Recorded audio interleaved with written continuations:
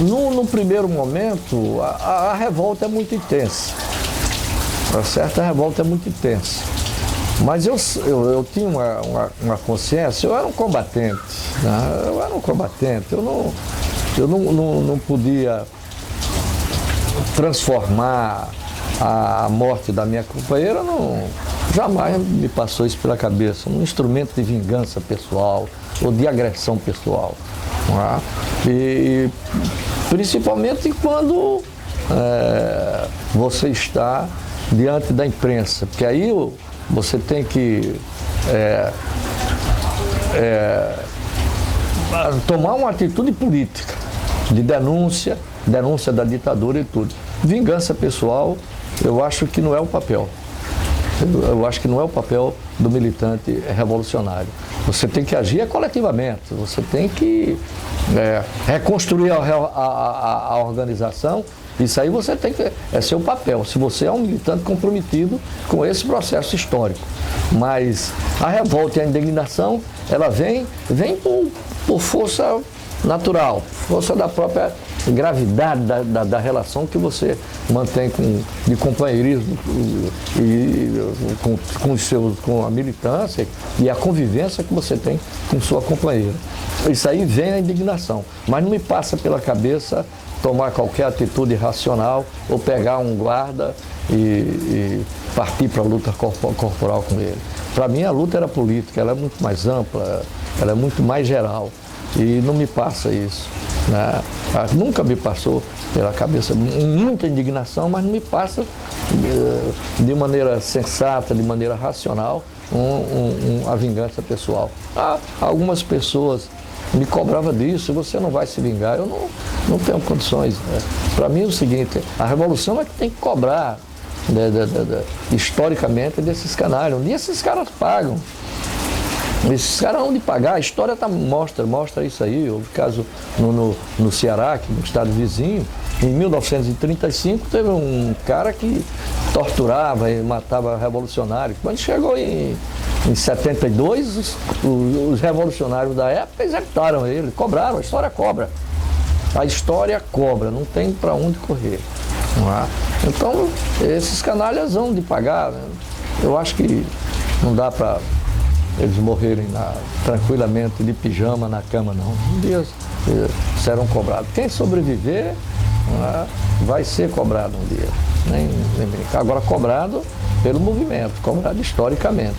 Mas não por vingança pessoal, não me passa pela cabeça. Tanto que depois que você é solto, imediatamente eu já parti para reorganizar os movimentos sociais, que esse é que era o papel. Isso é o papel do revolucionário. Ele dá a dinâmica da contradição que existe na sociedade, isso é o elemento com que ele tem que trabalhar para construir os instrumentos necessários para a transformação radical da sociedade. Eu acho que é isso. Luiz, e tu viu, os caras te mostraram a Natália morta, aí como foi esse processo de levado para teu cárcere? Teve tortura nesse dia, como foi a primeira noite depois disso, porque encontraram ela morta, eu acho que 17 horas, 17h30 mais ou menos. Como foi essa noite? Claro que o impacto é muito grande, mas como você vem passando por um processo em que a morte é uma constância, você convive, né, respira o oxigênio com ela, o mesmo oxigênio, então,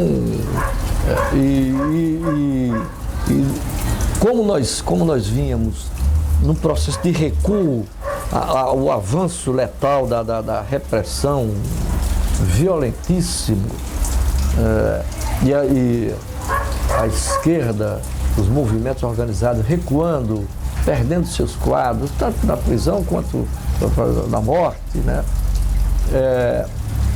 Então, isso aí deixa você numa situação muito difícil. Mas, por outro lado, logo quando eu sou retirado da sala diante do protesto, eu fui retirado abruptamente.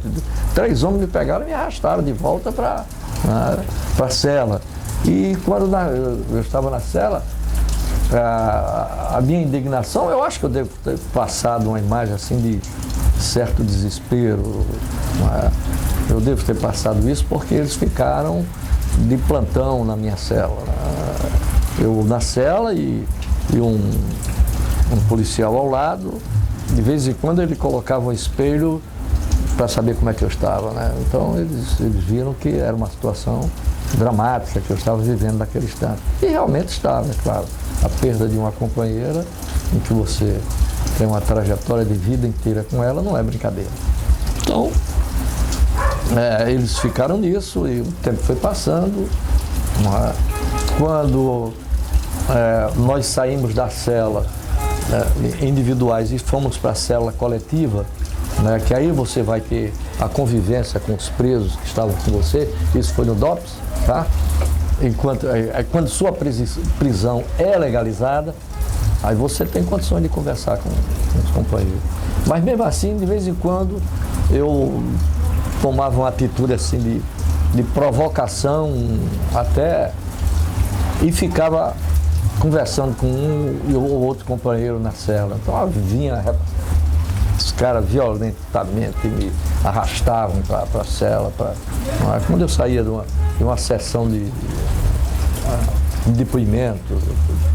Então, quando a gente passa a conviver numa prisão já coletiva, então a gente começa a colocar as informações em dia. Cada um fala, diz o que abriu e papapá, já numa conversa de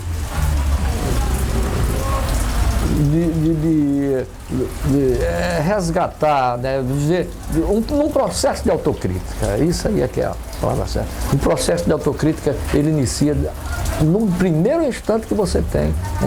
Isso é o que toda organização devia fazer. E nós primávamos, o PCBF primava por isso. A autocrítica era fundamental para a gente corrigir os erros cometidos, os erros políticos cometidos. E então, nesse coletivo, o Alex me informa que ela, antes de ir ao banheiro, ela disse que foi ao banheiro, papai. O Alex disse que 5 horas e alguns minutos, pouco mais de 5 horas, ela veio falar com ele. Ela saiu, ou ia para o banheiro mesmo, ou veio e ia para o banheiro e falou com ele. Aí disse: Alex, você abriu alguma coisa? Ela se preocupava muito com isso. Você abriu alguma coisa a meu respeito? Aí o Alex disse: não falei em você não. Ela havia uma preocupação com isso. Aí o Alex informou-se que não. Você abriu o comprido? Ela disse: não abri também não. Então pronto, ao meu respeito abriu o comprido, não é? Porque como o comprido era direção nacional, ela não queria qualquer comprometimento com ele. Não é? A gente só tinha visto uma vez num ponto, né, em que o comprido nos levou de uma fuga que nós empreendemos ainda de Palmeira dos Índios, e então o comprido foi quem nos fez contato, depois foi embora para o Rio de Janeiro. Quando veio já foi também para ser preso.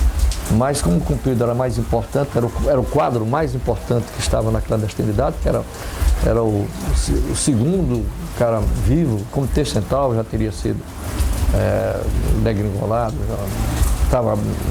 mais da metade já estava no Chile, outros mortos, né? E só restavam, parece que 1 ou 2 companheiros do Comitê Central. Então, era uma preocupação nossa principal preservar esses nomes, os nomes desses companheiros. Daí a preocupação dela, com ela própria, né, e com o comprido. Você fala como dirigente político, você ainda é. Isso até emociona aí. Mas eu preciso fazer uma pergunta. Quando você chorou que forma é teu choro? Diante de uma situação dramática, eu chorei com perda de companheiros, chorei lá, chorei com a perda da Natália, natural, mas é um choro marcado pela indignação, pela revolta, mas ao mesmo tempo também com o compromisso de retomar a luta, defender o projeto de transformação da sociedade, o projeto de transformação radical da sociedade, e de cobrança histórica das classes dominantes.